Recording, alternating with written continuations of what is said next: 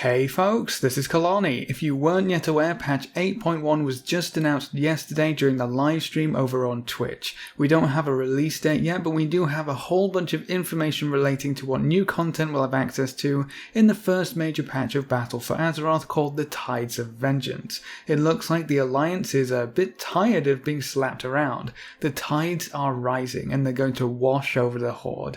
We should see the faction conflict escalate quite quickly when the patch hits, with a bunch of new content with the Horde versus Alliance battle as the main focus of quite a good chunk of it. So let's see what lies in store and whether or not patch 8.1 could redeem the Battle for Azeroth expansion.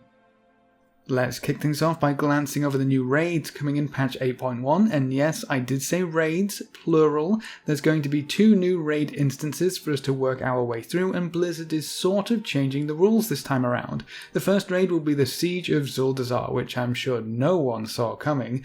It's the Siege of Orgrimmar all over again, except we're not fighting a common enemy this time, but still, the Horde has been sieged one too many times if you ask me, and I guess the Alliance really don't want us to get too cozy with the Zandalari trolls, because they're going after the big boss himself, Rastakhan. This raid is going to be a bit different because while the Alliance are assaulting Zuldazar from the harbour, the Horde will be defending Zuldazar from the north. By the sounds of things, we'll sort of meet in the middle and then go from there. The way they're going to make this work is that the Alliance will have 3 unique bosses, the Horde will have 3 unique bosses, and then there's 3 bosses which I guess we'll both get to take part in. So while everything will still be PvE based, this raid should tell quite a story about the faction conflict and where we go from here. If you're worried about missing out on certain bosses because of the whole Alliance vs Horde dealio, don't worry. After you've cleared through the raid as you would usually, there's going to be some way to see the story from the other side and take down the other faction's 3 bosses as well. Whether this will work in some weird timey-wimey turn into a human Caverns of Time way, we're not too sure, but everyone will get to see the full picture, and everyone will have 9 bosses total that they can take down for all of that sweet, sweet loot. I'm really interested to see how this will pan out, because they've never tried anything quite as ambitious as this when it comes to raids, but if they pull this off, it could be one of the best story-driven raids we've had in a very long time.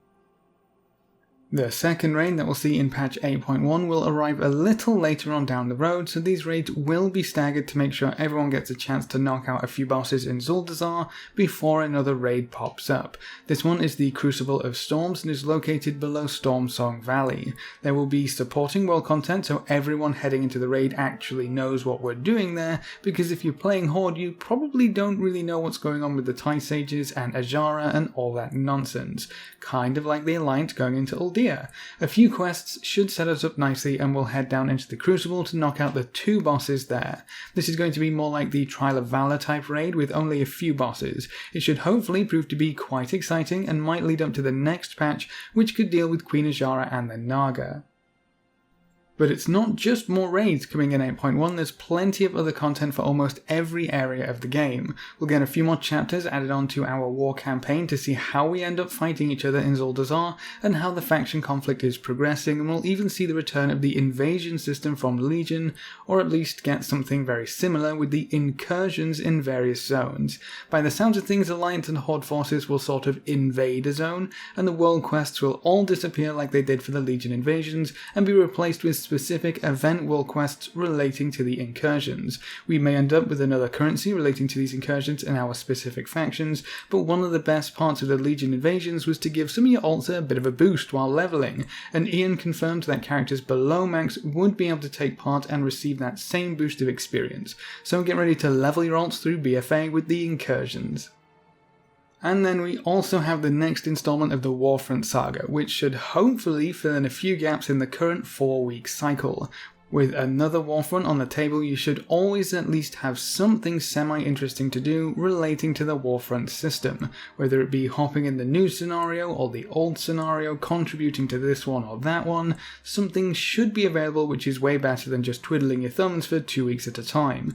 The new Warfront will be based in Darkshore, with the Alliance pushing back to reclaim a foothold in Kalimdor and try to root the Horde from their enchanted forests. So not only are they attacking us in our cozy golden temple, temple, but they're going to ransack our tree houses too? And they call the Horde the evil ones. Getting back on topic, the Darkshore Warfront will also be accompanied by a new max level revamp of the Darkshore Zone, where I'm assuming we'll have lots of rares to farm now and then, as well as potentially another world boss. This Warfront will feature new buildings and structures based off of a Night Elf versus Forsaken battle, and I'm really excited to see if they add any unique elements with the scenario gameplay. From the look of this preview, I also wouldn't be surprised if we saw whole new sets of transmog to do with the Forsaken and then the Night Elves as well. Those could be some really cool looking sets. Island expeditions are the other new content type in Battle for Azeroth, and they aren't getting left behind either. There's going to be 2 new islands, one themed after the Vicrol and one themed after Gilneans, so they could end up looking really cool, but there's going to be all new events and event types, like holdouts which you can trigger, where I'm guessing you would have to defend a certain area to receive an Azerite reward, as well as Azerite extractors scattered around your map. You can claim control of the extractors and receive a steady stream of Azerite for your efforts, but the opposite faction will be keeping their eyes on the extractors too. Leave it alone for too long and they might just snatch it from you. Having more objectives to fight over can only be a good thing in expeditions, and it seems like you might have to fight over a lot more than just extractors after patch 8.1 lands. The monsters and rares will be more clustered on islands after 8.1 goes live, so instead of finding monsters absolutely everywhere you look, you might have to actually seek out a few groups or camps of mobs. I'm really excited to see how this plays out, because rushing through and killing as many monsters as you can isn't the most engaging type of gameplay I can imagine, and islands could be so much more interesting if we had to plan our moves a little bit more.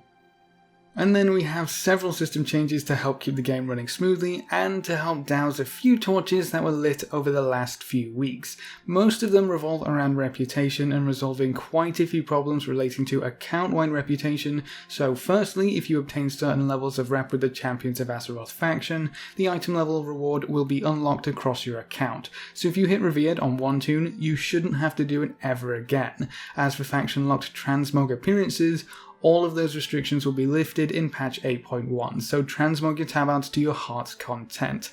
Progress towards exalted meta achievements such as earn 100 exalted reps will have its progress tracked across your entire account instead of just a single character, so if you play 2 characters and they each have 20 unique reps at exalted, your account will be credited with 40 reps towards the achievement.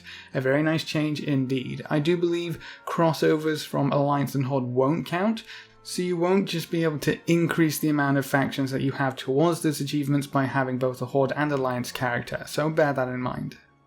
And we also have some allied races news too. The Zandalari Trolls and the Kultiran Humans won't be available to play during this patch, but the Siege of Zuldazar is definitely the time where we prove ourselves to be faithful allies. So after this patch we should see those 2 races introduced as playable allied races, and before you start to worry about having to grind up some new reputation with some oddball faction in patch 8.15, the Zandalari Trolls will be unlocked by gaining Exalted rep with the Zandalari Empire, and the Kultiran Humans will be unlocked by obtaining Exalted with the Proudmoore Admiralty. So no new reps to get Exalted with. If you've got those old ones you should be fine. If you're knocking out your emissary quests each day, you should probably hit Exalted before this patch goes live. All that's left is to wait until those races are made available, and then we can work towards another set of Heritage armor. But Heritage armor isn't just for allied races anymore. In patch 8.1 we'll see the first Heritage armor sets for our older races. Both the Dwarves and the Blood Elves will have a racial quest which takes them on an adventure where they find out exactly what it means to be a Dwarf or a Blood Elf. The only requirements for these Heritage armor quests seem to be having a max level character of the appropriate race and having exalted reputation with their home city. So Silvermoon for the Blood Elves and Ironforge for the Dwarves. So if the Heritage armor sounds like something you're interested in, make sure you have those reps ready to go when patch 8.1 goes live. There's also going to be plenty of new world quests to keep things a little more interesting, and some story quests to continue the adventures of Saurfang, Tyrande and Vol'jin. We'll see what happened to Saurfang after we left him wallowing in the Stormwing Stockades. Tyrande probably has a few things to say after losing Teldrassil and nearly losing Malfurion, and I guess we might actually find out where Vol'jin ended up disappearing to. Patch 8.1 seems like it has a lot to look forward to. I just hope we get to see everything and for it to be finished to the standard that we usually get from Blizzard. The PTR should be up before the end of this week, and I can't wait to hop on and see how some of these changes play out. I know it's just been announced and we've just got the information, but what are you most excited about in patch 8.1? Is it the faction conflict spilling over into a raid, or finally getting some account-wide reputation love? Leave all your thoughts in the comment section below. A big thank you to all of our supporters over on Patreon. You can see their names floating by on screen. If you want to join these lovely guys and gals, you can find a link in the description below. Remember to leave a like just below the video before you leave, and if you want to see more, make sure to subscribe. But apart from that, thanks for watching folks, good luck and have fun, and as always I will see you next time.